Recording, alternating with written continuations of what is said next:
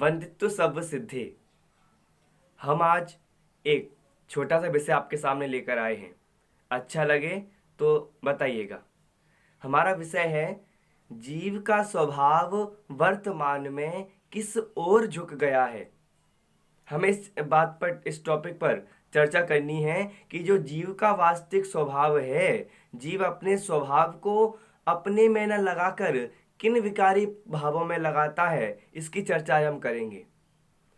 वास्तव में कलिकाल भगवान आचार्य कुंद देव, पंडित दौलत राम जी, योगिंदु आचार्य देव और भी ऐसे हम कई आचार्य पंडितों को लें तो उन्होंने एकमात्र अपने ध्रुव शुद्धात्मा में रहने की बात की है। प्रथमानुयोग, कर्णानुयोग, चरणानुयोग, द्रव्यानुयोग, चारों ही अनुयोग वो हमको एकमात्र ध्रुव शुद्धात्मा की ही बातों को बताते हैं। कहानी के माध्यम से भी हमें एकमात्र शुद्धात्मा को जानना है, द्रव्यों के माध्यम से भी हमें एकमात्र ध्रुव शुद्धात्मा पर लक्ष्य करना है। और यदि अनछने पानी का त्याग करना, रात्रि भोजन का त्याग करना, तो इससे भी एकमात्र हमारी ध्रुव शुद्धात्मा ही पवित्र होने वाली है। तो ये भी एकमात्र हमको शुद्धात्मा पर ही घटित करना चाहिए। और यदि कर्णानुयोग की चर्चा लें तो कर्णानुयोग में भी गुण स्थान, मार्ग स्थान ये भी सीधे आत्मा से संबंध रखते हैं। तो ये भी एकमात्र आत्मा को ही बताते हैं। लेकिन ये चारों अनुयोग होने के बावजूद भी जीव की परिणति किस ओर जा रही है, जीव विकारी भावों में क्यों लगा हुआ है और जीव अनादि काल से सुख के मार्ग में क्यों नहीं लग रहा, ये क्या कारण है।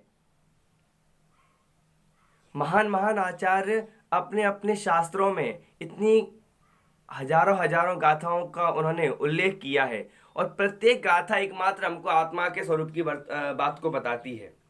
आत्मा का स्वरूप क्या है, आत्मा किस प्रकार का होता है, आत्मा कैसा होता है या आत्मा को कैसा होना चाहिए, ये हमें सभी आचार्यों ने बता दिया है।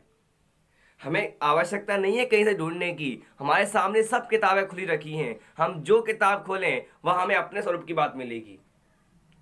अपने स्वरूप के अलावा किसी और की चर्चा मिल जाए तो आप बताइएगा। एकमात्र ध्रुव शुद्ध आत्मा को लक्ष्य करते हुए भावों की भी चर्चा करेंगे तो भी ध्रुव आत्मा की ही चर्चा करके विकारी भावों की चर्चा होती है। जब हमने विकारी भावों की चर्चा की, 5 इंद्रियों की चर्चा की, इंद्रियों के भोग मधुर विषम लावण्यमयी कंचन काया, जो हमने इंद्रियों के भोगों को मधुर जहर के समान बताया है, तो यहाँ जहर के समान बताने का उद्देश्य है कि हमें इनका त्याग करके अपने आत्मा में स्थिर हो जाना है, अपनी आत्मा में लीन हो जाना है। अपनी आत्मा में लीन होना यही वास्तव में आत्मा। आगे हम और टॉपिक देखेंगे कि वास्तव में हमारा ध्रुव शुद्धात्मा कैसा होना चाहिए, आत्मा का क्या स्वरूप है, या जीव को अपने स्वभाव में क्या करना चाहिए, या जीव जो विकारी भावों में लगा हुआ है उसका स्वभाव जो विकारी भावों में परिणमित हो रहा है वो अपने स्वभाव का अपने स्वभाव में कैसे लेकर आएगा, अपने भाव में कैसे लेकर आएगा, अपने ज्ञानानंद स्वरूप को कैसे जानेगा। इसकी चर्चा अब हम अगली वीडियो के माध्यम से आपसे करेंगे।